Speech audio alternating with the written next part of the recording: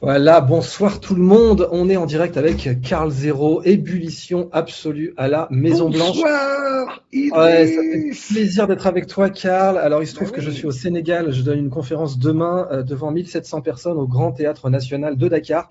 Et ensuite, je pars en brousse pour faire de l'humanitaire.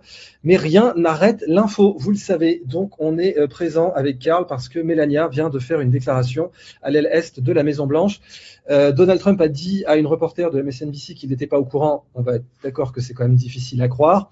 Mais on peut toujours se demander si elle n'a pas décidé de faire ça spécifiquement quand il était en plein briefing, parce qu'après tout, la Première Dame, elle peut, à sa discrétion, faire des conférences de presse.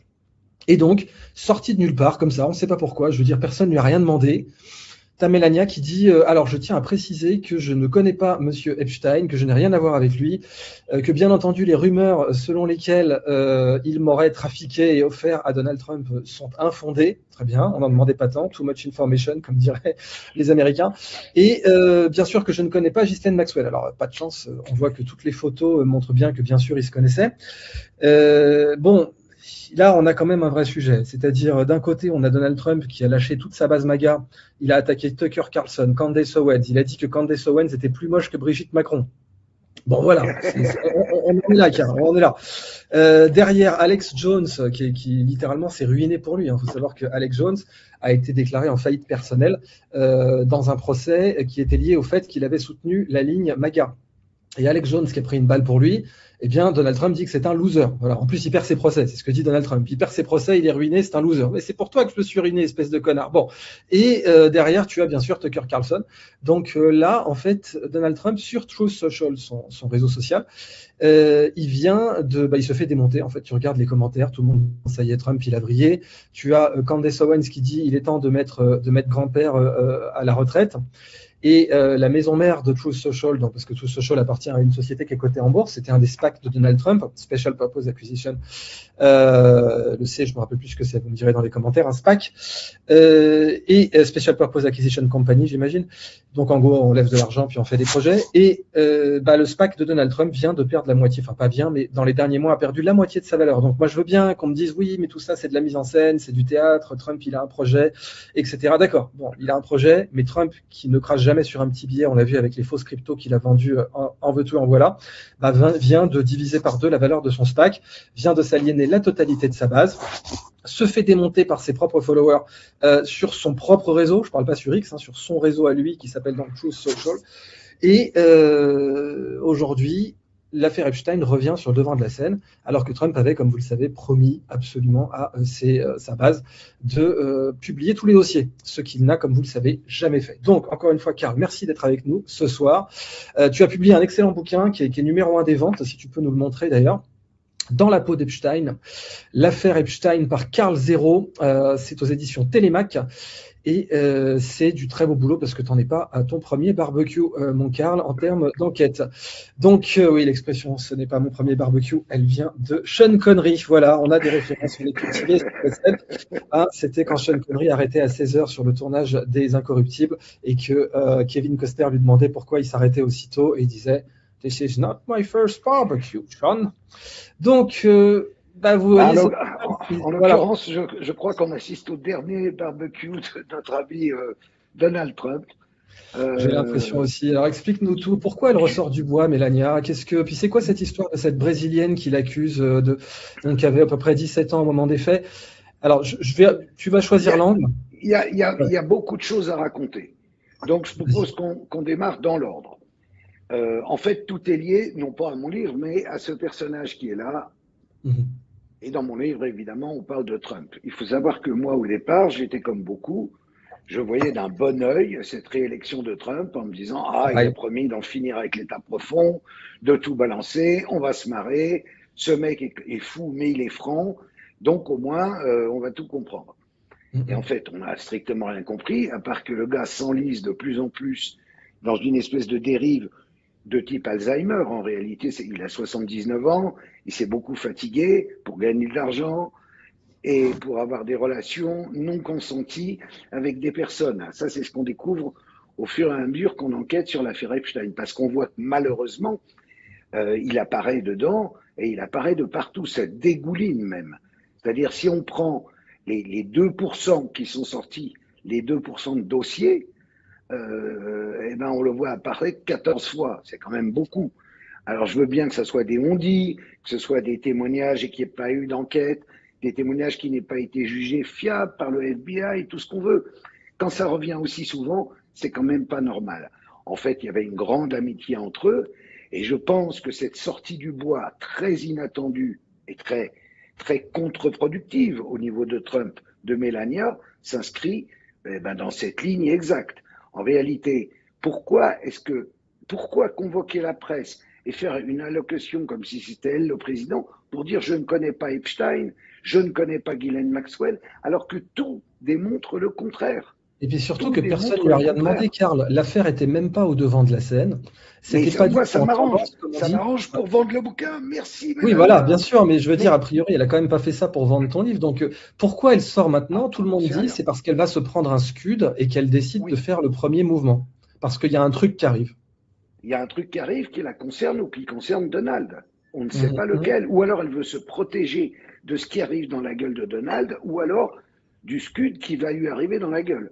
Alors on a déjà la preuve que c'est, comment il s'appelle, Zamponi, je vais te retrouver le nom du gars, donc on a déjà la preuve que c'est Paolo Zamponi. Voilà, Paolo Zamponi. Alors, on peut commencer par lui. Comment? Parce que c'est lui qui a fait obtenir son visa à Melania Trump, enfin future Melania Trump, et il lui a fait obtenir le fameux visa Einstein, c'est-à-dire le visa talent spécial.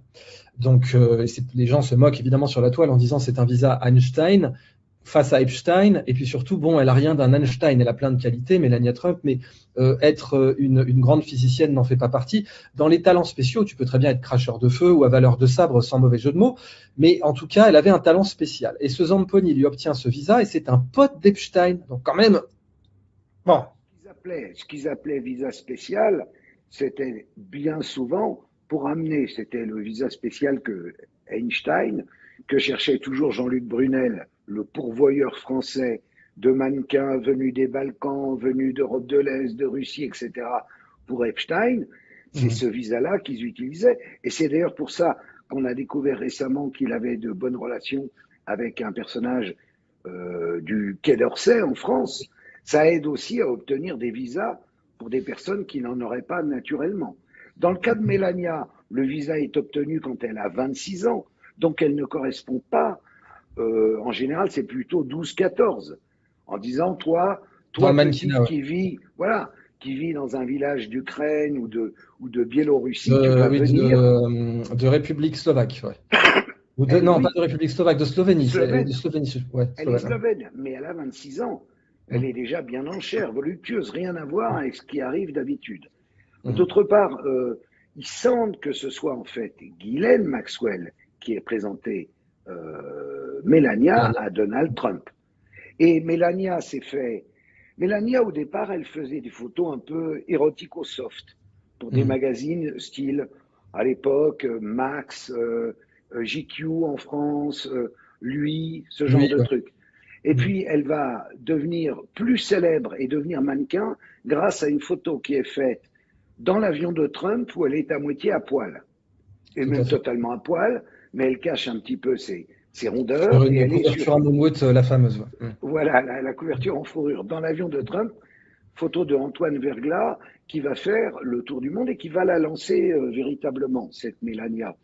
Mais quand elle vient nous expliquer qu'elle n'a pas de rapport avec Epstein, évidemment que non. La première personne qu'elle va rencontrer quand elle arrive à New York, c'est Epstein. Parce que Zamponi et Epstein, ils sont brothers. C'est exactement le même monde, le même univers. Et d'ailleurs, au passage, Zamponi a bénéficié de tout un tas de postes par Donald Trump. Donald Trump lui a donné un statut diplomatique aux États-Unis alors qu'il n'avait pas du tout les moindres qualifications, mais ça lui permettait d'avoir l'immunité diplomatique, d'être protégé. Et on a même maintenant des témoignages qui sortent d'une personne qui a été carrément dans un des Airbnb de Monsieur Zamponi, parce qu'il a du patrimoine immobilier à New York qu'il loue comme un Airbnb. Et elle montre qu'en fait, dans les appartes qu'il loue à New York, il y avait des portraits de Donald Trump partout, en mode je lui dois tout, quoi. Je lui dois mon statut diplomatique, je lui dois ma protection, etc. De ce que j'ai vu, c'est un monsieur curieux quand même qui vient de plus ou moins de la mafia en réalité. Il est de la famille Gamboni. Il a été adoubé par monsieur Sindona, qui était un mafieux proche du Vatican. Absolument, qui était avec la banque ambrosienne, affaire voilà, gravissime. l'affaire de la loge P2. C'est un gars qui a quand même un cursus assez effrayant et qui se retrouve comme par hasard ami d'Epstein, ami de Trump. Donc je trouve que ça commence à faire beaucoup sur ce Donc, voilà ce dont je personnage. parlais juste. Donc Ellie Hall, ancienne, enfin, c'est des témoignages random qui sortent, mais voilà, donc elle montre que Paolo, parce il s'occupait lui-même de la location, c'est énorme. On est en 2017, Paolo sur Airbnb lui dit, bah Ellie a été une super locataire, c'est génial. Puis elle montre, voilà, il y avait de grands portraits de Trump dans ses apparts. Et en effet, ce Paolo Zampoli, donc, on sait que c'est lui qui obtient le visa pour Melania, que c'est lui qui organise ses échanges avec Trump. Et maintenant, un livre laisse entendre que en fait, Melania aurait été passée de main en main entre Epstein, qui l'aurait connu charnellement pour essayer de rester classe, avant Oui, de la non, mais transmettre. bien sûr. Mais comme il le faisait d'ailleurs avec la plupart des jeunes filles il a fait un essayage. Il est resté avec elle un petit moment, puis il l'a passé à Trump, et Trump a été très content. Alors quand elle vient nous expliquer qu'elle n'est pas au courant, c'est quand même fort de café, si tu veux. On hallucine. Cette femme qui dit aussi d'ailleurs qu'elle a jamais vu Ghislaine Maxwell. Oui, ça c'est faux. On a des photos d'elles toutes les deux. Oui, donc là, il y a un truc qui va pas. Ouais. Et on a un échange. J'ai là un échange de mails. Mélania écrit à Ghislaine, tu es superbe sur cette photo prise à New York. Je sais que tu es très très prise, que tu traverses le monde. Comment était-ce à Palm Beach? Je pourrais pas descendre, mais je t'appelle dès que tu reviens à New York. Have a great time, love, Melania. Donc, si tu veux, alors je vais l'afficher, hein, je suis en train de le chercher, donc le voici, il est dans les. Ouais. Mais tu l'as. Qu'est-ce qu'elle cherche exactement? À mon avis, soit elle a peur d'être convoquée par le Congrès. Et dans ce cas-là, Trump serait convoqué. Après tout, ils ont bien convoqué les Clinton, ils peuvent très bien convoquer les Trump. Et là, elle serait bien emmerdée. Ou alors, elle a peur de l'autre, de Amanda Ungaro. Donc Amanda Ungaro. Voilà, raconte-nous, parce que elle, donc, elle a fait expulser. C'est quand même, il y a une vengeance personnelle là. C'est une mannequin d'origine brésilienne qui s'est installée. Qui arrive dans le Lolita Express à l'âge de 17 ans du Brésil à New York. Elle est amenée dans l'avion. Il y a, outre elle, 30 petites filles qu'elle situe entre 14 et 16 ans. Et Jean-Luc Brunel et Ghislaine Maxwell. Et elle s'étonne de l'âge et du look des filles, et en disant mais c'est pas du tout des mannequins. Et Brunel lui dit mais si, mais rassure-toi, elles vont le devenir, elles sont toutes très jolies à leur façon. Et puis elle est surprise aussi parce que il les prend sur les genoux, puis après il va s'isoler, qu'elle est à l'arrière de l'avion. Tout ça lui paraît bizarre. Bon, bref, elle arrive à New York et qui lui présente Jeffrey Epstein à cette jeune femme. Elle a 17 ans à l'époque. Et elle va devenir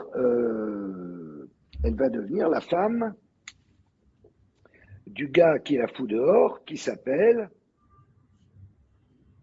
Zampoli. Pardon? La femme de Zampoli. Ah oui, elle va devenir la femme de Zampoli, oui, tout à fait. Voilà. Elle devient la femme de... Bah oui, non, mais ça joue un rôle. Et donc, elle peut, après... Alors, elle s'est fait récemment expulser par ICE aux États-Unis, à la demande de Melania. Voilà. Et elle a décidé, alors là, de rentrer en guerre contre Melania, et elle lui écrit sur X. Sur X, oui, elle la menace. Elle lui dit, je vais te faire tomber, toi et ta famille. Tu vas tomber comme un petit poulet. Je n'ai plus rien à perdre dans la vie. Je vais démolir tout le système. Fais gaffe à moi, salope. Je démolirai ton système corrompu, même si c'est la dernière chose que je fais de ma vie. Je n'ai pas peur, j'irai jusqu'au bout. Tu devrais peut-être avoir peur. Ah, ouais, attends 2 secondes, j'ai un petit problème avec ton son, parce que j'ai essayé d'ajuster ton son. Le chat me disait que c'était pas assez fort. Vas-y, dis quelque chose. Je vais engager des poursuites judiciaires contre vous et votre mari pédophile. Ouais, voilà, ouais.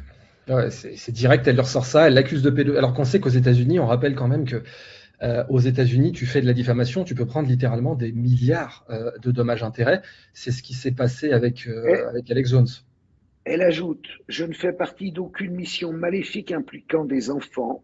Alors qu'as-tu fait, Mélania? Tu as essayé de m'impliquer, tu as échoué parce que j'ai du caractère. Tu sais ce que je pense de toi après 20 ans? Voilà la teneur des messages sur X que cette Madame Ungaro envoie à Mélania. Ça explique peut-être qu'il y a peut-être des éléments vidéo, des éléments vraiment emmerdants pour Mélania, que cette femme se prépare à sortir. Alors, on rappelle qu'en plus, Trump, en fait, s'est pris... Tout ça est lié à la guerre en Iran. C'est quand même un point sur lequel on doit insister. Alors là, on est obligé de revenir vachement en arrière. Bah oui. Mais vas-y. Non, mais je t'en prie, de toute façon, c'est toi l'invité de marque, mon cher Karl, donc tu interviens quand tu veux. En fait, Trump avait commencé, on voyait un début de désescalade. Alors, vous savez, les marqueurs de la désescalade, bah, c'est le prix du pétrole. Bien sûr, le prix du baril du pétrole, c'est un des bons prédicteurs de la désescalade ou de l'anticipation d'une désescalade. Et même le prix du Bitcoin, qui lui va plutôt monter. Et donc, on se disait, ça y est, la guerre en Iran, c'est peut-être la fin. Alors, comme d'hab, Trump joue sur les deux tableaux puisqu'il va envoyer 3 porte-avions dans la zone. On a la confirmation qu'il va envoyer 5 divisions, donc 50 000 hommes qui sont en ce moment préparés à être envoyés. C'est rien pour envahir l'Iran, mais bon, voilà, ça nous ferait un début d'escalade comme au Vietnam. Donc, on a d'un côté l'administration, enfin les gens autour de Netanyahou, plutôt derrière lui maintenant, qui veulent impérativement une escalade, notamment pour des raisons religieuses, messianiques, des raisons qui dépassent complètement la raison, justement. Cependant que tu regardes le Twitter hébraïsant sur Twitter, sur X en hébreu, qu'on peut traduire maintenant tout de suite, l'Israélien de la rue, il n'a aucune envie que ça continue. Tu vois. Il n'y a que les Israéliens du 16e arrondissement qui veulent que ça continue, mais les mecs de Tel Aviv, ça fait longtemps qu'ils ont envie que ça s'arrête. Tu vois. Mais les mecs derrière Netanyahou, c'est pas leur motivation. Et juste après cette désescalade, tu as le Daily Beast, qui est la propriété de quelqu'un qui est assez proche de Netanyahou via tout un groupe de boîtes. Je vais te retrouver son nom. Comment il s'appelle ce mec encore Le Daily Beast est détenu donc en partie par BlackRock et en partie par IAC, qui appartient à Barry Diller et Diane de Furstenberg.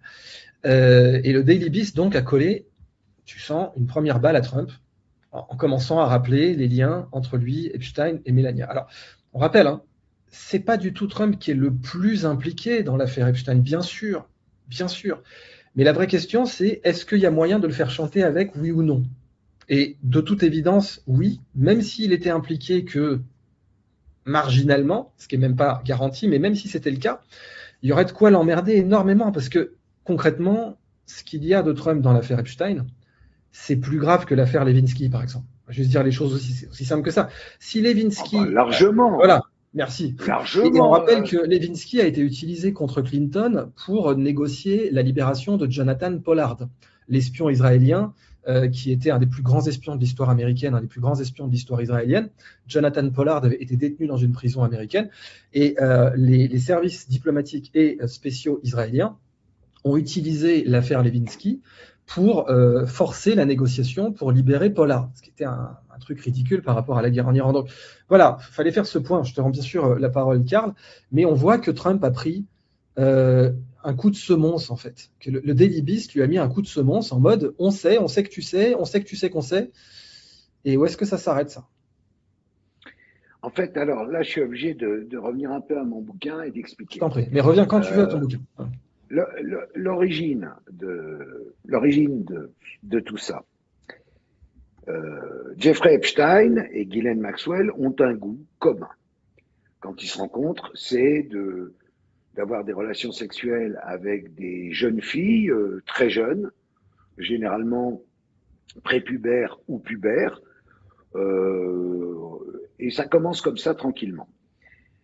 Sauf qu'il ne faut pas oublier que Ghislaine est la fille de Robert Maxwell. Robert Maxwell a rencontré d'abord le jeune Jeffrey, puis il lui a présenté sa fille.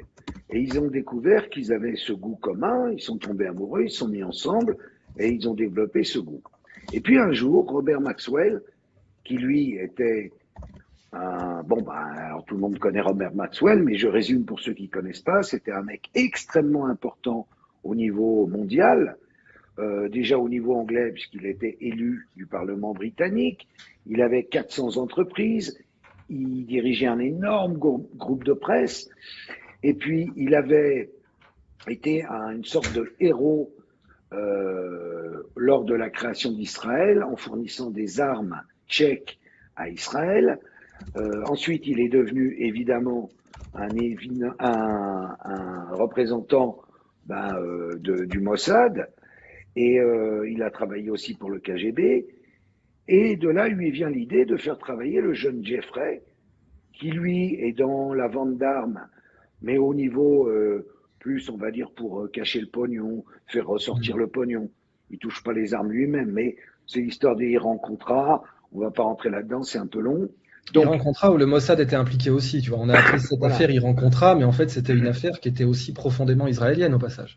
Bien sûr. C'était d'ailleurs beaucoup d'armes israéliennes qu'on donnait à l'Iran, et en échange, ça permettait de faire la guerre. Il faut quand même rappeler l'époque où Israël a armé l'Iran. Voilà, je tiens à ce qu'on rappelle ces choses-là. C'était le régime des Mollahs aussi, dont on nous parle aujourd'hui. Ah, le régime des Mollahs, le régime des Mollahs. Dans l'affaire Iran-Contra, Israël arme le régime des Mollahs dans la période où le régime des Mollahs est le plus extrême, parce que c'est au début qu'il est le plus extrême. Là, avec l'époque TikTok, etc., on a quand même un adoucissement. On voit que les femmes ne sont pas voilées dans les rues, etc. Quand Israël arme les Mollahs dans les années 80, tout le monde est habillé en noir et tout le monde est en djellaba de la tête aux pieds dans les rues de Téhéran. Il faut quand même rappeler ça. Donc tous les tartuffes qui vous disent « Oh, mais vous êtes pro-Ayatollah, pro-régime des Mollahs », ouais, moi je leur ai pas donné des armes. Je sais pas pour vous, mais moi je leur ai pas donné des armes. Voilà, c'est un moment important pour remettre les points sur les i. Mais je te rends la parole, Karl. Donc Epstein travaillait là-dedans pour un gars bien connu qui s'appelle Adnan Khashoggi. Qui est lié dans le Khashoggi qui s'est fait buter par les Saoudiens. Non, ça c'était son oncle. Oui, voilà, mais qui est lié. J'ai pas dit lui, qui est lié à la famille Khashoggi. Voilà, c'est l'oncle du mec qui s'est fait buter, qui était vendeur d'armes et qui était un garçon qui avait un yacht qu'il a d'ailleurs vendu à Trump et sur lequel, au cours des marchandages d'armes, il faisait venir aussi des très jeunes filles pour que la soirée se termine bien pour tous ceux qui étaient venus. Et Jeffrey était là. Et donc Robert Maxwell lui dit, écoute, voilà, j'ai une idée pour toi. Tu devrais travailler pour le renseignement israélien. Et là, Epstein est surpris et se dit, il savait que l'autre était très proche d'Israël, mais il est un peu surpris. Et il dit, mais quel sera mon rôle? On verra. Et puis, il dit, de toute façon, j'ai déjà demandé à Tel Aviv, tu es déjà accepté. Donc, il se retrouve espion du Mossad, mais il sert à rien. Et très vite, le Mossad se rend compte qu'en réalité, il est assez mauvais. Alors, on est à quelle année là? On est dans les années 80? Ouais, c'est fin des années 80, 87. Et donc, c'est Ghislaine qui va avoir l'idée en fait. L'idée, c'est de joindre l'utile à l'agréable, c'est-à-dire ce qu'ils font dans leur vie, pourquoi ne pas l'étendre à un système de compromat. Elle explique ça à son père, qui lui, ayant travaillé parallèlement pour le KGB, connaît très bien le compromat, et dit excellente idée, commencez petit, mais surtout, dit-il, n'oubliez pas une chose, toujours des mineurs. On peut coucher avec n'importe qui, ça peut être emmerdant, mais avec des mineurs, si tu veux compromettre, de prison. Donc, si tu veux compromettre, il n'y a rien de mieux qu'un mineur. Voilà. Et en fait, le business, il va commencer là. Il va commencer avec des gens, au début, c'est des gens assez minables qui sont pris dans les trucs. Ils commencent petits. Et puis, de fil en aiguille, ça va être des personnes de plus en plus importantes. Évidemment, le Mossad va s'y financer l'équipement en caméra, en son, etc. Et aussi les maisons, au travers du groupe méga, le méga groupe, dont faisait partie Leslie Wexner, qui était le mentor de Epstein, et en fait son seul client en tant que conseiller financier et fiscal, c'était Leslie. Et Leslie payait, le méga groupe payait, et c'est comme ça qu'il a pu acheter l'île de Little St. James, que Leslie lui a filé le manoir à Manhattan, le Zorro Ranch, et précédemment, il avait acquis la maison à Palm Beach. Et j'oubliais l'appart, évidemment, avenue Foch. Tout ça payé par le méga groupe, parce qu'en fait, lui, Epstein n'avait pas tellement d'argent. Et grâce à cela, il pouvait faire venir la terre entière au niveau des puissants, de l'élite, et en même temps faire venir des petites. Enfin, ça a commencé avec des petites. Et puis après, dans un deuxième temps, les demandes ont été un peu plus compliquées. Parce que malheureusement, l'homme est ainsi fait que quand il commence dans le vice, il avance toujours. Et ils ont demandé des enfants. Et alors, on en est passé aux enfants. Puis ils ont voulu, certains d'entre eux, faire des cérémonies. Et donc, on en est venu à Eyes Wide Shut. Ils se sont déguisés avec des toges, ils ont psalmodié, ils ont fait des prières et des sacrifices et des machins. Et ce que je raconte à la pub à nouveau, c'est ça que je raconte. Mais avec la voix d'Epstein, c'est comment lui, au fond, lui, il aimait bien se faire masser par des petites, mais de là à torturer et sacrifier des bébés, il n'était pas préparé. Oui, il n'était pas encore à ce niveau de perversité. Ah non, c'était pas son truc, mais en même temps, il y avait une telle demande qu'il est rentré dedans. Il était obligé, il organisait pour ces gens-là, dans son île. Pour compromettre, c'est encore mieux si tu veux. Si tu as couché avec des mineurs, puis après tu as le cannibalisme, etc. quoi. Mais comme, en même temps, c'est un roman, et j'ai fait un roman pour qu'on puisse pas m'attaquer derrière, évidemment, puisque liberté de l'auteur, le Mossad se pose la question, ils reçoivent les images. Oula, c'est plus du tout le même truc. Donc, il y a un peu de vent dans les branches à ce moment-là. Et donc, ils regardent ce que font les autres. Est-ce que les Chinois, les Russes, puis ils voient que les autres, faut compartimenter un peu. Tout le monde ne doit pas être au courant, mais on peut continuer. Donc, ils continuent. Ils laissent courir, puisque quand tu tiens un mec, si tu veux un mec, un redneck de la Bible Belt qui se fait turluter par une petite de 13 ans, ça va. Ils sont habitués. En revanche, quand il s'agit de cérémonies à la Kubrick, là, ils sont moins habitués. Oui, et puis avec des gens extrêmement importants, quoi, avec du député, du sénateur, du gouverneur, du milliardaire, du Bill Gates, du Stephen Hawking. Du président, du tout ce que tu veux. Donc, ils voient tout ça. Donc, on en revient à Trump maintenant. Trump, évidemment, à chaque fois qu'il y a des moments avec Trump, je veux dire, des moments un peu chauds avec Trump, c'est évidemment filmé. C'est évidemment envoyé à Tel Aviv. Tu comprends ce que je veux dire? Bien sûr. Ouais. Tout. En fait, on voit qu'il y a vraiment plusieurs angles parce que tu as la question. Aujourd'hui, pourquoi? Ça t'explique pourquoi Trump se lance dans une guerre aberrante, celle contre l'Iran, parce qu'il est tenu par la barbichette et par la barbichette du bas par les Israéliens dans cette histoire. C'est l'évidence pure. D'ailleurs, regarde ce qui se passe aujourd'hui. Il dit stop, on met sur pause, on arrête 15 jours, on va voir. Il se fait attaquer direct, ouais. Il se prend direct le dossier Epstein dans la tronche. Là, pop, Mélania sort du bois au même moment pour dire ah ben j'ai rien à voir avec l'affaire Epstein. Quand même curieux. C'est donc ils ont réagi tout de suite, qu'ils lui ont mis une pression. Enfin, je crois. Pour lui faire sentir que je vais te faire réagir à quelques dépêches justement sur ce sujet-là, parce que on voit d'ailleurs que apparemment ce qu'on a sur Trump. Bon, il faut savoir que de toute façon, les gens auraient pu le faire chanter même sans rien. Puisqu'on rappelle que Michael Jackson, par exemple, a été cancel alors qu'il n'y avait rien. Michael Jackson n'était pas un pédophile. Macaulay Culkin a témoigné en confirmant qu'il ne l'était pas. Le dossier était vide. Il n'a jamais été condamné. Mais Michael Jackson commençait à prendre des positions sur le Moyen-Orient. Il commençait à être très, très emmerdant. Et du jour au lendemain, il s'est pris des trucs. Donc même si on n'a rien sur quelqu'un, on peut le faire chanter. Ça ne change pas. Et on peut lui trouver une faiblesse. Par exemple, le Watergate pour Nixon, qui a servi à le mettre hors circuit, ou bien entendu Monica Lewinsky pour Bill Clinton, qui avait dû d'ailleurs, pour nettoyer la tâche sur l'Europe, faire la guerre à la Yougoslavie. Donc, c'est vraiment, on n'est pas là pour vous dire que Trump est la figure la plus importante de toutes dans le dossier Epstein, mais il y a forcément de quoi le faire péter. C'est une réalité. Voilà. Non, mais surtout, c'est pas la figure. Attends, excuse-moi. Tu interviens quand tu veux, Karl. Tu interviens à tout moment. Tu me coupes la parole quand tu veux. Tu es ici chez toi.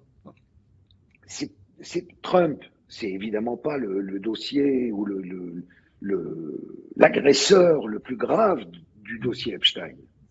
Mais c'est le président des États-Unis. Et donc, c'est là où il y a un problème. Parce que je me suis fait attaquer là, depuis que le livre est sorti. Notamment nos amis du Québec, Bah oui, nos amis du Québec disent enfin ils sont super quanon, je comprends, mais ils Non, disent mais un c'est pas truc. tout. Attention, tous les Québécois sont pas. Ça, on est dans un autre débat si tu veux. Si tu veux qu'on fasse une digression là-dessus. D'abord, il faut comprendre que l'Iran, Mais c'est attends, je loin. voulais répondre Ouais. d'abord. Vas-y, ok, je Parce t'en que prie. sinon, Ouais. parce que je te connais, avec toi, ça peut partir. Je Absolument. te connais. Même quand tu Je es à prends ça pour un Dakar, ça compliment. part. Ouais, Alors, exactement. non, juste une précision. Ouais. Leur argument, c'est de dire Karl, c'est pas bien d'attaquer Trump. Hein. Trump est formidable. Il est génial. Moi, je le fais avec l'accent suisse, je sais pas faire l'accent québécois. Mais la meilleure preuve, disent-ils, c'est que l'administration Biden, Obama, s'ils avaient des trucs sur Trump, ils les Ils auraient les auraient balancés. sortis. Ouais, ils les auraient Et la sortis. réponse, c'est, les gars, réfléchissez 2 secondes quand même. Dans ces mêmes dossiers, il y a plein de démocrates. Qu'est-ce qu'ils vont aller faire sortir des dossiers sur Trump? Trump fera sortir des dossiers sur eux. Donc on est dans le même monde. En fait, il n'y a aucune différence entre eux. C'est ça qu'il faut que vous Mais compreniez. ce que Entre tu dis Trump reste, si tu et veux, tu Obama, rappelles que. je ne vois pas la différence. Ça n'existe pas. Il y a les puissants et les ringards, nous. Et puis il y a les puissants. Et puis c'est tout. Il n'y a pas à discuter là-dessus. Et eux, ils disent mais oui, mais c'est la preuve que en fait, t'es là pour trahir Trump. Mais je trahis rien du tout. Rien C'est du tout. Trump qui a À trahi. toi, à toi, à toi. C'est Trump qui a trahi. Non, mais de toute façon, c'est pas qui parle à quand. Mais je veux dire, tu l'as expliqué dès le début. Tu as dit que tu étais enthousiasmé, alors que tu es un homme de gauche au passage. Tu étais enthousiasmé par le deuxième mandat de Trump parce que oui, l'État profond existe. Oui, le marais existe. Oui, la corruption, le complexe militaro-industriel existe. C'est une réalité. Et Trump était porteur de ces espoirs-là. C'est pour ça que Tucker Carlson, là, d'ailleurs, au passage, on en revient aux gens qui pensent encore que c'est une fausse embrouille. Continue à dire oui, vous allez voir, c'est une fausse embrouille. D'accord, donc maintenant on est rendu à une fausse embrouille avec tout ce monde-là à la fois qui se serait coordonné pour jouer un jeu d'acteur pendant que Trump perd 2 milliards de dollars, parce que c'est ce qu'il a perdu avec la baisse de Truth Social, pendant que tous les autres se font complètement détruire, on serait à ça. Donc il faudrait coordonner avec Tucker Carlson, Clayton Morris, Alex Jones, Megyn Kelly, toute la base de MAGA serait en train de faire une géante chorégraphie pour se faire une fausse embrouille avec Trump. La perspective d'une fausse embrouille, elle n'était pas complètement écartée, par exemple, quand il y a eu le cas avec Musk, et je voulais revenir là-dessus, parce que Musk avait dit, tu sais, oui. C'est le premier. Voilà, exactement. Et il avait dit, bon, il y avait deux raisons, il y avait deux hypothèses essentielles. Soit c'était oui, c'est une fausse embrouille, mais c'est pour sortir les dossiers Epstein comme ça, par l'odeur du sang appâté, les démocrates vont arriver et vont dire, oui, on exige, on dépose un projet de loi pour que vous sortiez les projets Epstein. Bon, ça s'est pas fait. Les dossiers Epstein n'ont pas été sortis. Donc, ça prouve bien que cette hypothèse est à écarter. L'autre hypothèse, c'était que Musk avait été trahi, parce que Musk, il a pris une balle pour Trump, une vraie grosse balle. C'était quelqu'un qui était très respecté à gauche, qui était adoré des démocrates, parce que c'est Obama qui l'avait lancé, il avait ses voitures électriques, etc. Et qui, du jour au lendemain, tu te rappelles, car les gens mettaient des stickers sur leur Tesla, j'ai acheté cette voiture avant que Musk ne devienne un nazi. Et puis, il y avait le coup du fameux « Mon cœur va vers vous », que ces enfoirés de démocrates ont tout de suite présenté comme un salut nazi, ce que ce n'était évidemment pas. Donc, il a pris une balle, Musk, pour Trump. Et en plus, il faisait des nuits blanches. Parce que c'est même pas seulement qu'il a pris une balle réputationnelle, il est allé dormir dans les bureaux de l'administration pour réduire les dépenses. Et il voit que Trump, qui comme tous les gros politiciens n'en a rien à foutre de ses soutiens, rien à foutre du tout, une fois qu'il est au pouvoir, tu peux mourir sous ses yeux, ça ne changera rien. Et il voit qu'il se fait complètement abandonner sans avoir pris la moindre garantie, parce que Musk, il n'est pas du tout politicien. C'est un naïf en politique. C'est pas un naïf en affaires, mais en politique, tu sais, il croyait la parole donnée, la poignée de main, ce que tu veux. Bon, Trump l'a jeté sous le bus, et là, Musk, il a dit, bon, ok, tu veux qu'on déconne, il n'y a pas de problème. Donc, à l'époque, certains pensaient que c'était une fausse embrouille. Pour moi, il y avait une chance sur 10 que ce soit le cas. Là, aujourd'hui, on voit que c'est clairement plus possible. Alors, je vais te montrer quelques dépêches pour te faire réagir. En voici une. Donc, c'est Fox News qui dit carrément, ça paraît gros quand même, Fox News te balance que oui, évidemment, il savait qu'il y avait une conférence de presse qui était prévue par Melania Trump, mais il n'avait pas fait vêter, il n'avait pas fait relire le texte. En gros, Melania Trump, d'habitude, quand elle fait une conférence, c'est pour parler des légumes. Tu sais, les premières dames, c'est j'ai planté un potager, je vais inaugurer un musée. Tu vois, tu te dis, bon, qu'est-ce qu'on va commencer? Nous, on est en pleine guerre en Iran, qu'est-ce qu'on va commencer à relire ce qu'elle a dit? Donc, Fox News te dit à l'antenne, on n'était pas du tout au courant qu'elle allait parler d'Epstein. Donc, déjà, ok, Je suis là, d'accord. Et puis ça, puisque tu parlais de l'histoire, je réfléchis. Donc ça, c'est les archives qui ressortent. Donc là, on voit Melania dans un donc on est dans un défilé Victoria's Secret. Jeffrey Epstein est là, Donald Trump est là. Et voilà, tac. Et bien sûr, c'était des gros consommateurs de mannequins de lingerie. Bon. Voilà, Donald Trump. Et là, pour cause. Rappelle que le mentor principal de Epstein, c'est Leslie Wexner, patron de Victoria's Secret. Exactement. Ouais. Exactement. Donc, et là, les accusations pour Melania. Alors d'ailleurs, c'est ce qu'a dit Alex Jones. Donc là aussi, je peux te faire réagir sur cette dépêche. Alex Jones a déclaré, la dernière fois que j'ai vu ça, c'était quand Bill Gates a été lâché par Melinda.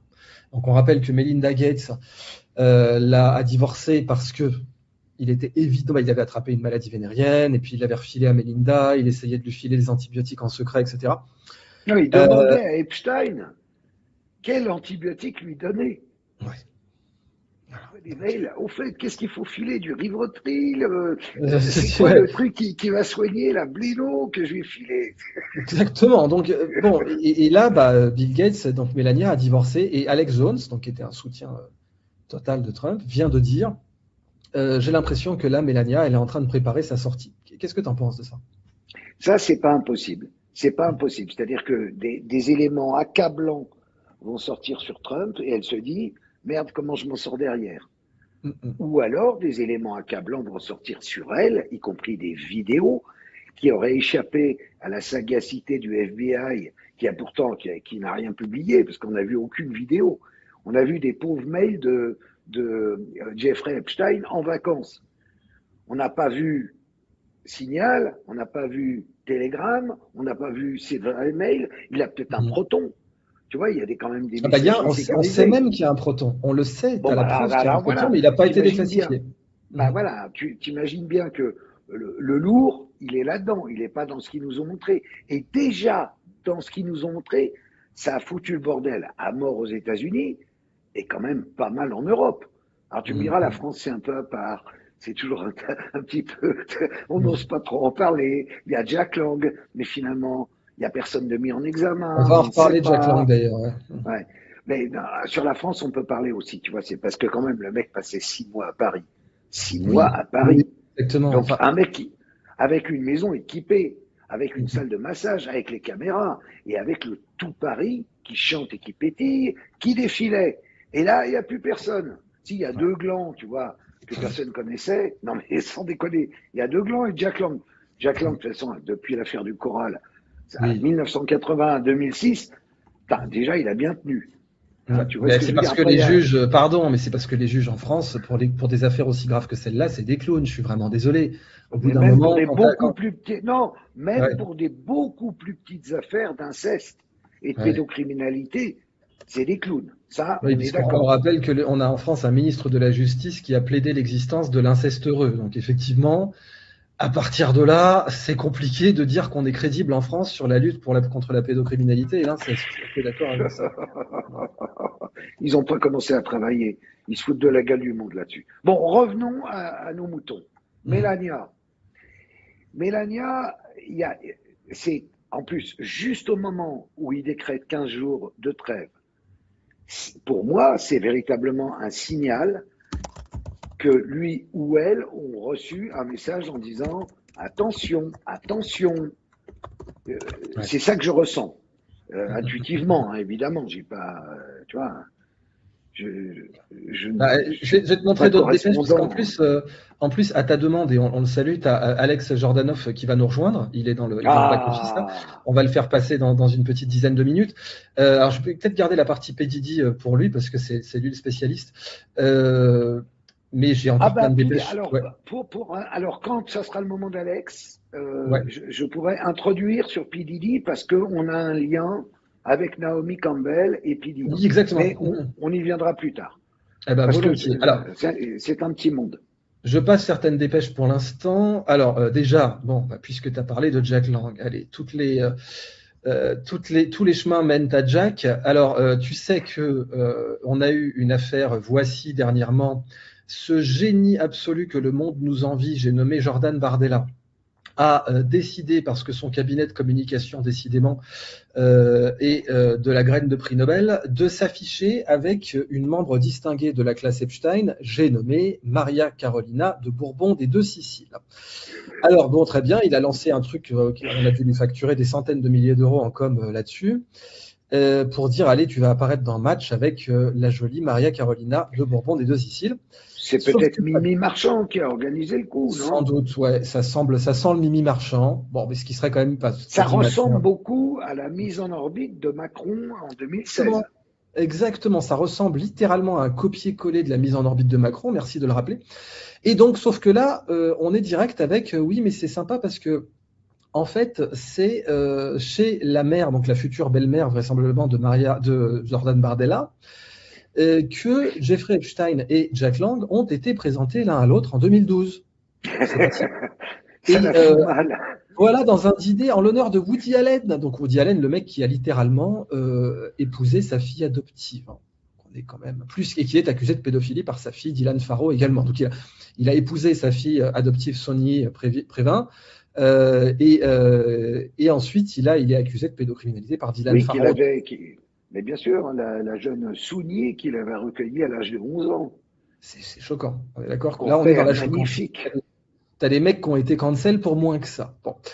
Donc voilà, si tu veux, les nouveaux, c'est juste pour le cabinet de com de Jordan Bardella qui dit ça sera une bonne idée de t'afficher avec quelqu'un qui est lié à l'affaire Epstein et qui fait littéralement partie de la classe Epstein. Je veux dire, si on fait une analyse. Mais il ne le savait pas. Attends, Idriss, il le savait. Je sais bien, mais il le découvre avec horreur maintenant. Ouais. Mais ça pose aussi question de pourquoi cette espèce de fausse royauté bidon. C'est quoi, Bourbon des Deux Siciles? Tu vois, il y a l'Espagnol là qui a un Bourbon encore, je crois. Tu parles de Louis XX là, c'est pas pareil. Oui, ça, voilà, c'est pas le même livre. Voilà. Ouais. Mais alors on peut dire éventuellement il peut prétendre avec son accent espagnol, que je ne ferai pas puisque je ne réussis pas les accents. Mais Louis XX, comme dirait Audiard, c'est rien que du micheton garantie croisade là, c'est pas pareil. Si tu veux. On est dans une famille sérieuse. Non, là t'es dans des branches cadettes quoi, tu vois. Là c'est des branches des Deux Siciles. En plus il y en a qu'une, donc déjà ça craint, tu vois. Ça veut dire Naples, les Deux Siciles étant Naples et la Sicile. Mais bon, voilà. Je veux dire effectivement, là déjà son truc de com a pété en vol. Et donc avant, je voulais te montrer bien sûr les autres choses. Alors, je te disais que Trump se faisait shooter sur son réseau social. Alors voilà ce qui se dit sur Truth Social après qu'il est. Donc là, pareil, si c'est une fausse embrouille. Ah bah très bien, mais Trump, il est suicidaire à ce niveau-là, parce que il est au clair pour que toute sa base écrive ça. Donc là, tu vois, ça parle de Charlie. Lost my support, what in the world is wrong with you? C'est l'hôpital qui se fout de la charité, c'est hilarant.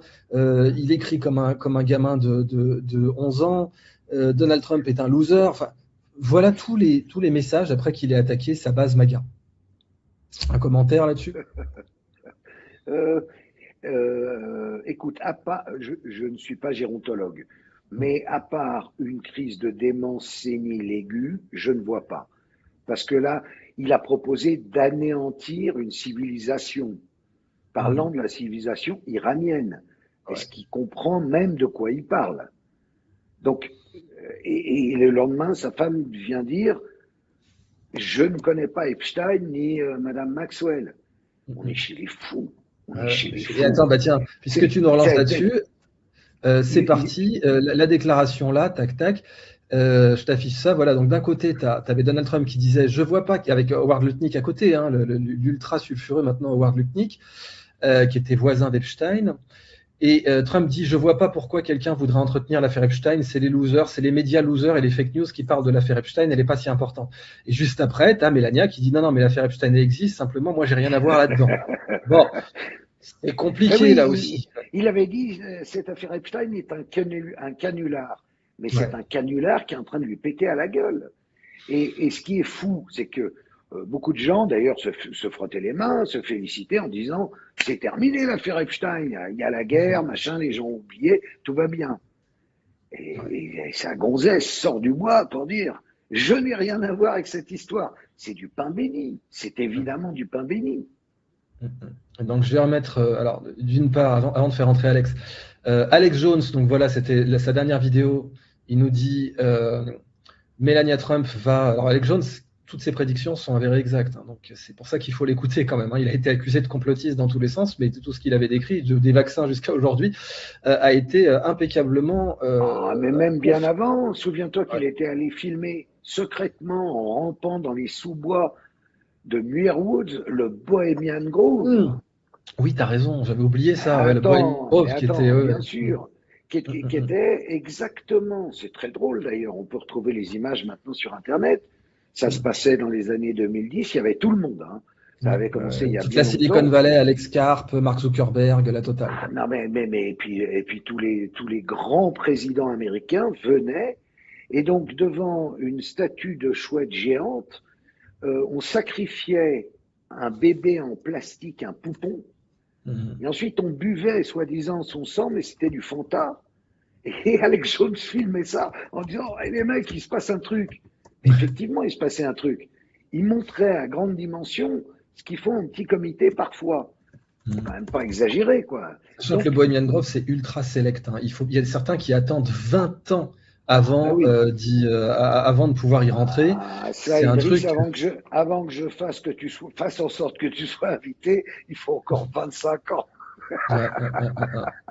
Ça rigole pas, quoi. Vraiment, d'ailleurs, je sais plus, je crois que c'est Mark Twain qui avait dit j'ai jamais vu des bohémiens aussi bien nourris. Voilà, tiens, je retrouve ce que tu disais. Donc voilà la vidéo que Alex Jones avait filmée. On voit c'est très impressionnant. Ouais. Oui, c'est à l'ancienne, mais on voit, ils sont vraiment en tenue et ils sont vraiment. Je sais pas, moi je vois pas très bien, c'est sur le téléphone, mais. Mais tout ce que tu dis, c'est on voit la statue de la chouette alors c'est le Moloch. La chouette, c'est le Moloch, et donc ils nous montrent leur vrai dieu. C'est quand même confondant, quoi. Et confondant à la fois, c'est terrifiant et en même temps c'est confondant de conneries. Oui, il y a un côté très con. Ah oui, non, mais stupide. Vraiment, on dirait la secte dans Tintin, les mecs qui rentrent dans un arbre. Avec les cagoules et tout. Mais moi je pensais quand j'étais petit que c'était pour déconner, mais ça existe vraiment des mecs qui font ça, tu vois. Et là, tu vois, on rigole pas mal. Il faut pas oublier que c'est pas drôle, en fait. Hein. Oui, je suis d'accord. Oui, c'est vrai qu'on rigole pour détendre l'atmosphère, mais oui. Non, mais attends, c'est qui les proies? C'est nos gosses, c'est des gosses. Enfants. Tu vois, ou des très jeunes filles, ou des très jeunes garçons. C'est quand même des enculés, ces mecs-là, quoi. Ah oui, c'est des monstres, bien sûr. Hein. Et voilà, mais alors où est-ce qu'on en parle et quand on en parle? À part chez toi, quelques autres? Jamais. Rien à foutre. C'est eux qui dirigent. C'est devenu tellement énorme que tu vois, il y en a qui peuvent même pas voir ça en face. C'est devenu trop monstrueux. Maintenant, il faut qu'ils se réveillent, ça va, quoi, tu vois. Ça va, ceux qui achètent, oui, mais le pétrole est cher. Bah oui, il est cher à cause de connards pareils. Donc à un moment, tout se tient, quoi. C'est ça qu'il faut que les gens comprennent. Bah tiens, alors juste avant de faire entrer Alex, tu me fais réagir sur la dernière dépêche là-dessus. Ça fait 38 jours que le commandant en chef, alors c'est un jeu de mots, c'est Commander in Beef, parce que tu sais, beef, ça veut dire une embrouille, ça veut dire c'est Alex qui connaît bien ça. Dans le monde du rap, on a du beef, hein, ça veut dire on s'est embrouillé avec quelqu'un. Ça fait 38 jours que notre commandant en beef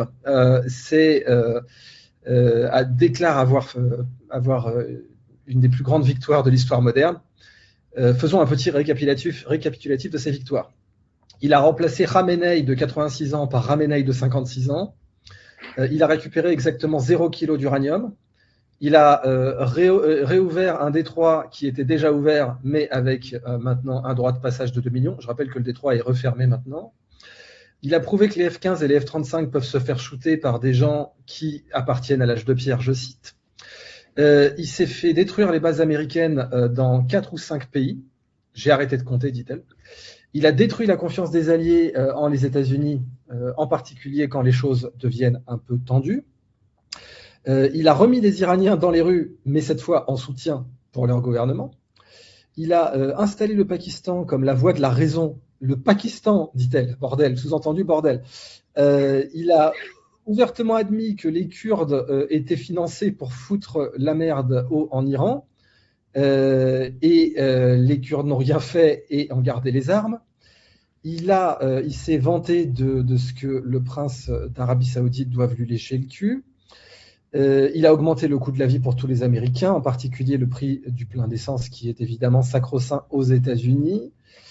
Il a déclaré au Moyen-Orient que ce très petit prix de quelques dizaines de vies civiles et quelques dizaines de milliers de vies civiles et quelques dizaines de milliards en équipement était tout ça donc pour Israël.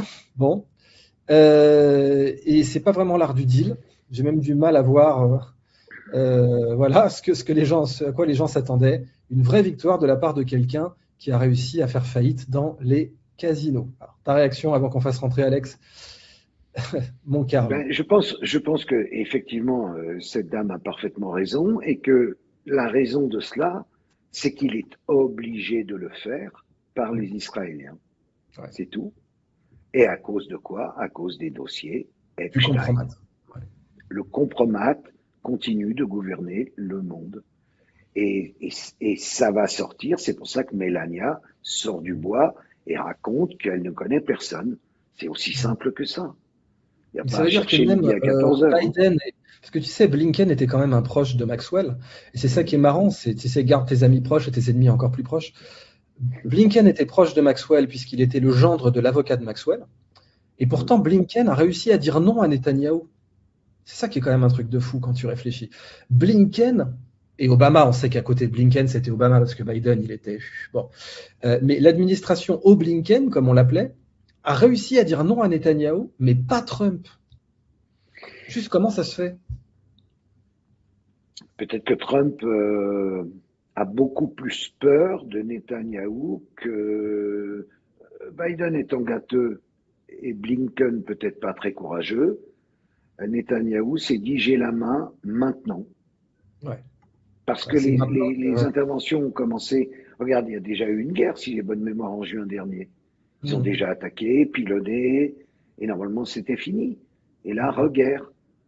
Et de ce que tu disais au début de l'émission, s'il masse des troupes, c'est que re-guerre dans 15 jours, à moins que d'ici là Trump ait sauté ou soit mis à l'asile.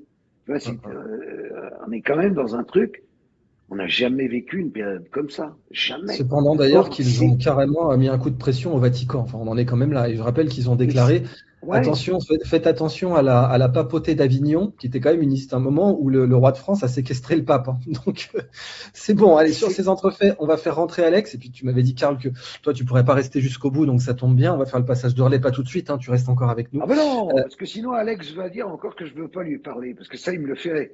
Justement, alors voilà. Donc, ça tombe bien. Je fais rentrer l'excellent Alex Jordanov. Alex, tu es avec nous. Je vais modifier ton insigne pour qu'on voit bien que tu es Alex Jordanov et j'affiche donc maintenant les freakouts avec P. Diddy. Alex, on va te faire rentrer là-dessus parce que tu es officiellement une légende du hip-hop, on ne le rappellera jamais assez. Qu'est-ce que tu as à nous dire sur tout ça et sur la déclaration à la Maison-Blanche de Melania? Alors, des news toutes fraîches. J'ai un de mes amis qui produit le podcast d'un autre ami qui s'appelle Lior Cohen, qui est le patron de YouTube et YouTube Music. Et donc, il y a 2 heures, ils ont fini l'enregistrement d'un podcast avec Meek Mill. Et là, on te dit, mais qui est Meek Mill? Et là, Meek Mill, c'est un grand rappeur qui était dans le top 5 du rap américain. Et... Oui, mais moi, je me suis arrêté à Michel Sardou, voyons. Tu le sais. Oui, alors, voilà. Donc, Meek Mill, c'était une énorme star à une époque, jusqu'à ce qu'apparaissent des vidéos de Meek Mill avec des maillots de bain couleur un peu licorne, rose, dans une piscine avec Puff Daddy. Ah merde. Et puis, c'était lui qui faisait également... C'est ça que tu es en train de nous dire. Et puis, est apparu un enregistrement des ébats sexuels enregistrés par le garde du corps de Meek Mill avec Puff Daddy. Et donc, j'ai demandé à mes amis qui finissaient le podcast avec Meek Mill s'ils lui ont posé la question. Alors, est-ce que tu es toujours en contact avec Puff Daddy? Est-ce que on va pas parler de l'enregistrement des ébats sexuels? Et ils m'ont répondu que Meek Mill s'est fâché et il est parti. Donc, c'est une forme d'admission de qui était Puff Daddy. C'est-à-dire que donc, Puff Daddy tenait, c'est un peu comme Epstein, hein, il tenait les gens par le sexe. Ouais. Et Alors, par l'humiliation physique en plus. Et le business, de ce que je pense que, enfin, de ce que j'ai entendu de votre conversation, il y a un truc extraordinairement important dans le Epstein, c'est le, le financement de Epstein et l'organigramme financier avec Ouais, vous les. parliez du méga groupe, etc. Ouais. Non, je parlais de ses mentors. Je sais pas si tu te souviens. Mirror, ouais, Pergamon Press, le Mirror, tous ces trucs-là. Non, il y avait Steven Hoffenberg, celui qui a. ah bah ça c'est avant, c'est la Tower financière et tout. Oui, mais ça fait partie du système. Quand tu regardes le listing des personnes de Epstein, il avait tout un tas de financiers qu'il tenait par Par le le sexe. compromat, notamment Offenberg, qui est quand même le gars qui a détourné sur une pyramide de Ponzi, il a détourné quand même 600 millions. Ouais, c'est pas un Et petit il a joueur. fait 20 ans de prison et il est mort et personne ne l'a. On l'a retrouvé 8 jours après sa mort. C'est-à-dire que le mec, il était seul au monde, quoi. Donc, Tellement il intéressait les gens, mais il avait dit, quand il a été condamné, il a dit c'est scandaleux parce que Jeffrey Epstein devrait être en prison, mais il a été protégé parce que c'est un agent de service étranger.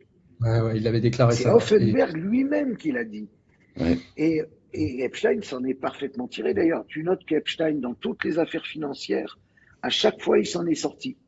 Toujours. Et dans son procès en 2008 avec le proc Acosta, pareil.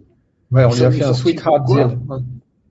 Non, parce que des bonnes âmes sont venues lui dire ah mais non, mais on touche pas à Epstein parce qu'il travaille. Alors là, pour le coup, à la fois pour le Mossad et aussi la CIA. Donc vous lâchez l'affaire et du coup, l'autre s'est retrouvé à la prison de West Palm Beach où il pouvait sortir 12 heures par jour. Donc à chaque fois, il y a eu des interventions concernant Epstein et pour cause. Mais alors pour t'introduire sur Didi, si j'ose dire, et non pas chez Didi. Et vous avez oublié, pardon de Vas-y, couper, vas-y, vous vas-y. avez oublié le grand Manitou dans cette affaire. Euh, comment il s'appelle Wexler.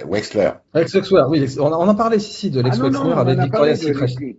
Non, Bien sûr. Wexler, moi j'étais chez lui à Aspen dans le Colorado il y a très longtemps, hein. Ah bon, tu nous Ah oui. rassures. Tu nous rassures. Non, parce que c'était un ami d'un ami, etc. Bon, passons les trucs. Et déjà, Epstein était à l'ordre du jour. Epstein était présent, il appelait 3-4 fois par jour. C'était à chaque fois des conversations d'ordre financier, dont je me souviens plus exactement de quoi il s'agissait, mais ouais, lui, il a grandement financé. D'ailleurs, Epstein s'occupait de ses finances personnelles, c'était son conseiller. Il lui a donné ça comme boulot et il lui a rameuté tout un tas de gars qui sont après tombés dans le filet d'Epstein. Pareil, et Epstein tenait tous ces gens qui lui rendaient des services financiers par le compromat. Ouais, c'est vrai. Et Wexner était très très gentil. Il lui a quand même donné son manoir à New York et il lui a payé l'île de Little St. James. Où il a fait son temple Regarde. qui ressemble d'ailleurs au Dôme du Rocher. C'est aussi très Voir quelques palettes de lingerie Victoria's Secret pour ses là, clients. certainement, mais en plus, Epstein se faisait passer au début de sa connexion avec Wexner, pour le talent scout de Victoria's Secret, pour tester les mannequins. Ouais, je suis d'accord, je suis digueur de talent. Ouais. Bah, il devait diguer sec, Alors hein, non, effectivement. je voulais parler de Flavio Briatore. Oui, s'il te plaît, bah, très bien. Flavio Briatore, une légende qui s'est tapé Heidi Klum, qui lui a fait une fille magnifique au demeurant, et qui était vraiment un jet-setter absolu, patron de. C'était quoi? C'était Benetton, si je me gourre pas? Rappelle-moi un Entre peu, autres, l'écurie. Ouais. et puis qui maintenant est soi-disant patron de l'écurie alpine, Oui. qui se vautre littéralement, ce qui est malheureux pour cette grande marque française. Mais ce qui est marrant, c'est qu'avant Heidi Klum, il était avec Naomi Campbell. Ça, c'est très important. Et Naomi Campbell voyageait dans le Lolita Express en compagnie de Bill Clinton. Exact. Et Naomi Campbell était la meilleure amie de Ghislaine Maxwell. D'accord? Et selon Virginia Giuffre, aujourd'hui qui est la décédée, victime. la première victime connue, quoi, celle qui est morte aujourd'hui, puisque et qui a témoigné contre le prince Andrew, donc Virginia Giuffre. Voilà, et elle a envoyé une série de messages incendiaires à Naomi Campbell en lui disant « Espèce de salope, tu m'as vu subir les abus sexuels de tous ces mecs, tu n'as jamais bronché, je te déteste. » Enfin bref. Et puis ça, c'était au moment où Epstein s'est pseudo-suicidé. Et donc, et j'en viens à Alex, Naomi, grande amie de Puff Daddy, qui a organisé les présentations de Didi avec Epstein. Il faut quand même le faire. Et ne pas oublier dans cette histoire de Briatore, Bernie Ecclestone, le patron de la Formule 1, qui a aussi fait des petits tours sur l'île. Je sais pas. Le monde est petit. Le monde est petit et se donne rendez-vous à Little St. James, bien souvent. Enfin, moins maintenant. Alors, pour le coup, je sais pas, oui, Naomi était, mais Naomi ne fait pas partie Naomi faisait partie du. Oh, c'est comme les diamants avec le président du Sierra Leone. Elle faisait son beurre à côté de sa carrière de mannequin.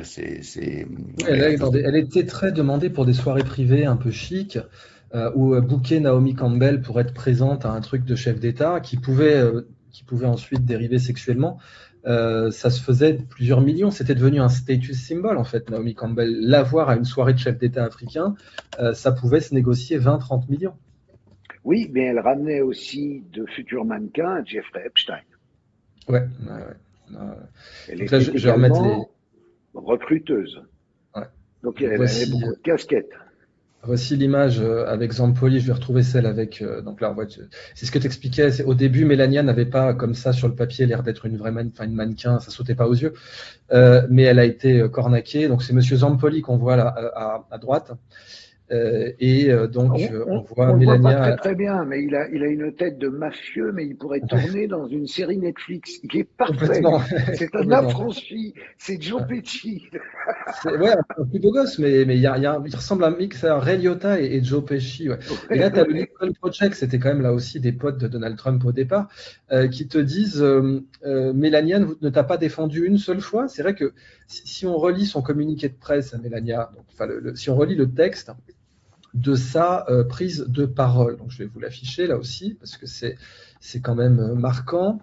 Attends, je ne l'ai pas sous les yeux, mais bon, si on relit ce que Melania a déclaré, il n'y a pas un mot pour Donald Trump. On a une impression de chacun pour soi qui est quand même très, très compliqué. Et on rappelle que là, Trump, c'est 13 soumissions de destitution.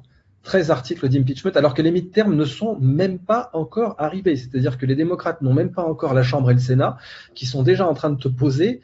Ils considèrent qu'ils ont des chances d'obtenir la destitution de Trump, et ils ont déposé 13 demandes de destitution.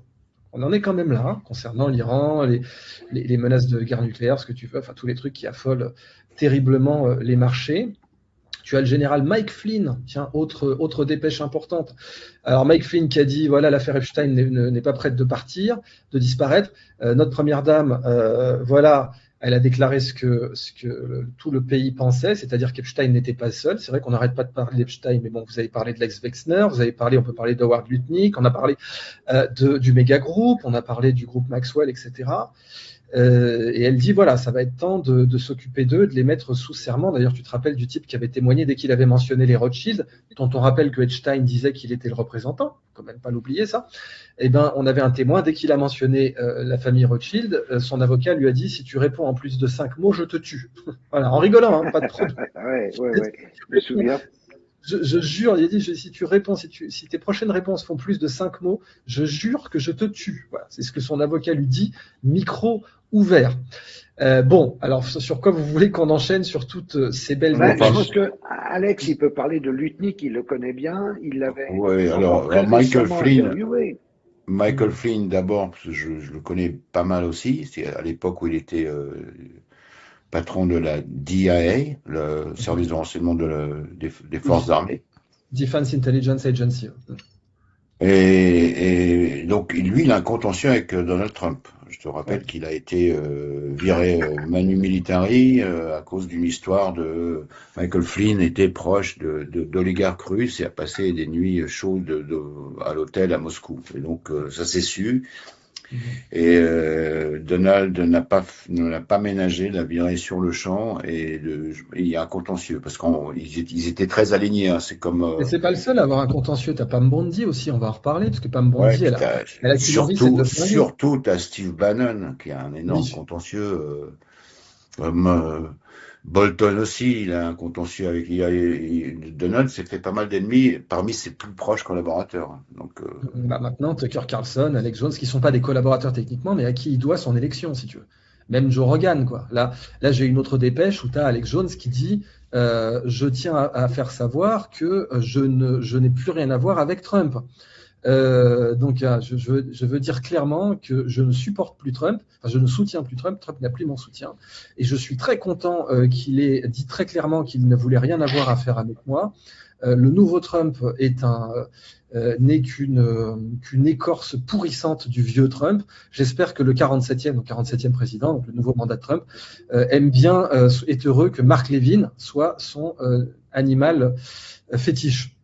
Parce que maintenant, c'est Mark Levin qui reste surtout social pendant que tous les autres sont partis. Et dans le même temps, CNN et d'autres médias se sont amusés. Alors, je suis loin d'aimer CNN, mais ils se sont amusés à rappeler toutes les fois où Trump disait que Megyn Kelly, Tucker Carlson, Candace Owen et Alex Jones étaient des gens très bien. Maintenant qu'il dit qu'ils sont des losers et qu'il ne veut plus rien avoir à faire avec eux. Donc c'est là aussi qu'on peut se demander s'il n'a pas pété un câble, en effet. C'est d'ailleurs ce que se demande Mark Slapinski ici. On dit que Donald Trump est devenu psychotique et qu'il engueule ses aides de camp et tous les gens autour de lui. Il sait que quelque chose d'énorme est en train d'arriver. Là aussi, vous avez un petit commentaire ? C'est un peu le Macron américain. Hein, c'est chez Macron. Il n'a pas pété un plomb, Macron. Il n'a pas pété un plomb, mais l'ERA quitte le navire. Hein, Édouard Philippe, Gabriel Attal. Gabriel Attal lui a piqué le financement de Renaissance. Voilà, c'est un peu le même système. Ils étaient très copains avant, des collaborateurs très très proches, Premier ministre, deux premiers ministres, et maintenant il y a tout un wagon d'anciens de Renaissance qui sont dans le camp adverse.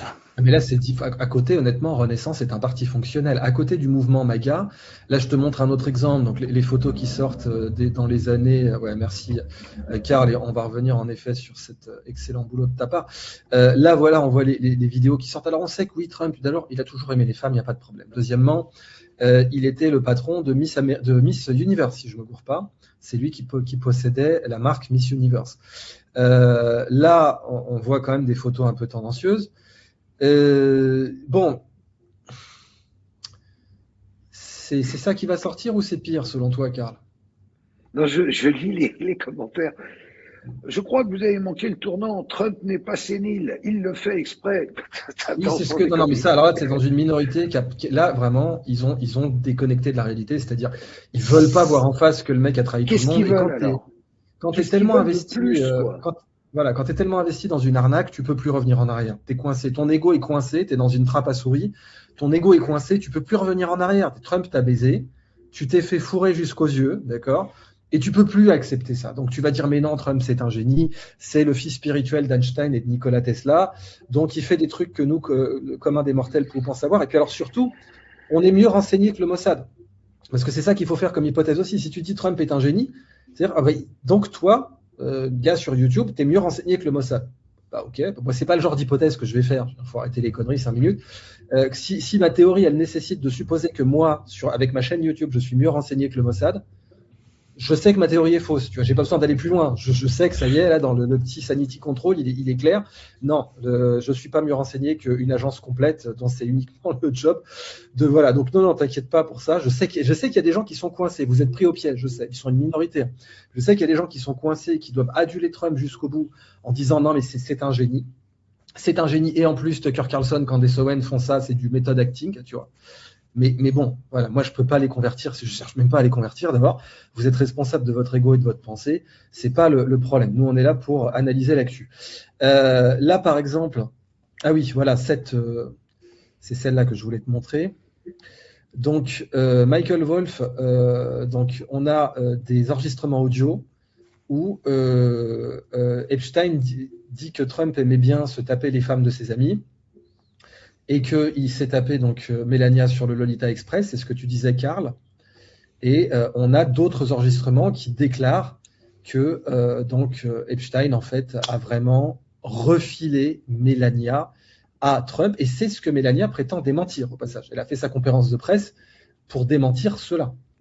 Qu'est-ce qu'on peut croire de ça, Karl? Pas un mot de ce qu'elle dit.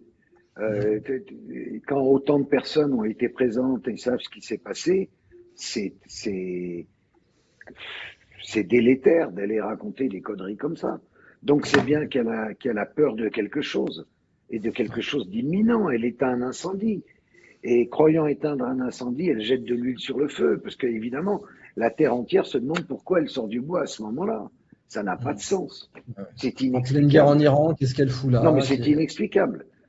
À part si on comprend tout ce qu'on a pu expliquer depuis le début de l'émission, qui est un système où Trump est tenu, un système de compromat, qui le force à aller en guerre, et qu'elle veut essayer de sauver ses arrières d'une certaine façon, la Melania.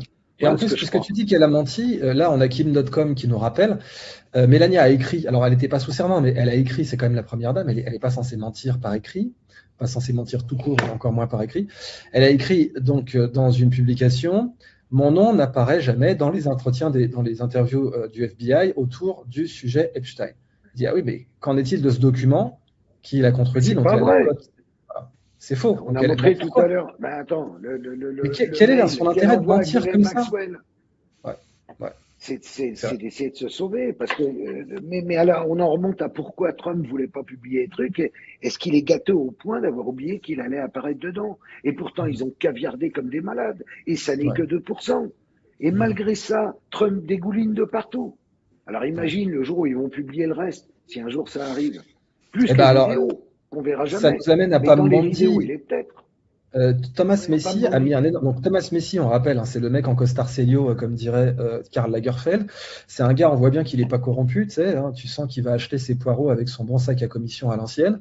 Et Thomas Messi, donc qui vous l'avez compris, a tout mon respect, vient de mettre un énorme coup de pression au successeur de Pam Bondi, donc le ministre de la Justice, l'attorney général, en lui disant: t'as 30 jours pour balancer les dossiers Epstein, sinon tu seras hors la loi. Bon, il semblerait, la loi, c'est rigolo jusqu'à ce qu'il n'y ait aucun juge pour la faire appliquer. Parce que très bien, il est peut-être hors la loi, mais je vois mal un juge coller un coup de pression au procureur général des États-Unis, enfin au ministre de la Justice, pour lui dire: tu sors les dossiers Epstein, sinon je te fous en tôle. Tu vois, j'attends de voir qui va faire ça, honnêtement. Mais là, c'est ce que vient de faire Thomas Messi. Et Pam Bondi a été virée, comme on le sait.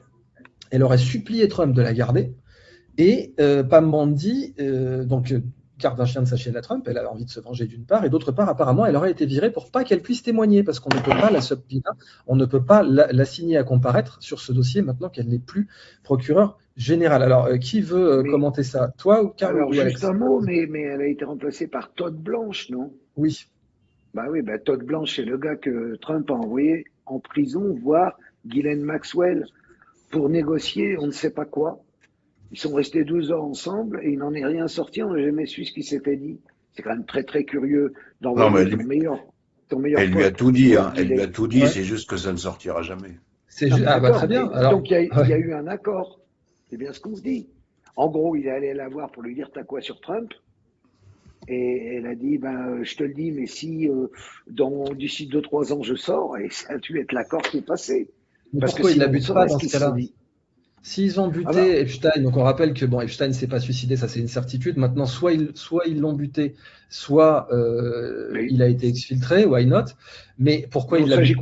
Non, il a été buté. Mais quand je dis soit, je parle comme hypothèse. Je parle comme hypothèse. Mais c'est l'équipe Trump qui l'a fait assassiner. Mais pourquoi ils ne font pas buter Maxwell dans ce cas-là, si elle a encore des choses très importantes? Je ne sais pas. Mais en même temps, je ne miserai pas énormément sur la suite de la vie de Madame Maxwell. Bah, donc là, c'est ce que nous Ce dit qui un veut dire, autre je copain. pense qu'elle tiendra pas très longtemps, surtout si cette équipe dégage. Alors, qui veut commenter là-dessus? Là, c'est Alex, parce que moi, je m'en vais. Pas de problème. Alors, Alex nous fait la deuxième partie de l'émission, et merci de cet honneur, Alex. Donc, Karl, on te dit à bientôt. Remonte ton livre une dernière fois, s'il te plaît. Hop, dans la bonne librairie, Karl Zéro. Merci à tous. Numéro 1 des ventes dans sa catégorie, et c'est toujours un immense plaisir, mon Karl. Porte-toi bien, et on enchaîne donc avec le non moins excellent Alex Jordanov. Merci Alex d'avoir été dispo comme ça au débeauté, et salut Karl.